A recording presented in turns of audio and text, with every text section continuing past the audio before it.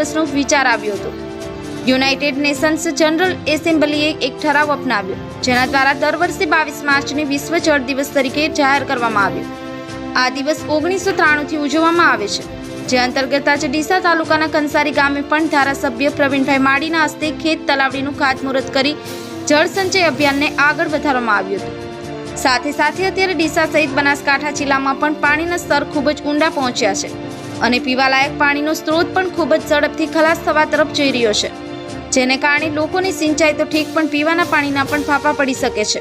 ત્યારે ધારાસભ્ય પ્રવીણભાઈ માળીએ લોકોને જાગૃત કરતા જણાવ્યું હતું કે આવી પરિસ્થિતિનો સામનો ન કરવો હોય તો દરેક વ્યક્તિએ એક ટીપા પાણીનો સંગ્રહ કરી તેને બચાવવું પડશે, જેમાં ખેડૂતો દ્વારા બનાવવામાં આવતી ખેત તલાવડીથી ખૂબ જ ફાયદો થાય છે।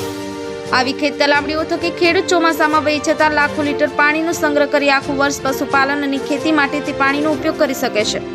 બ્યુરો રિપોર્ટ નીરજ બોરાણા, જી एक्सप्रेस न्यूज बनासकांठा।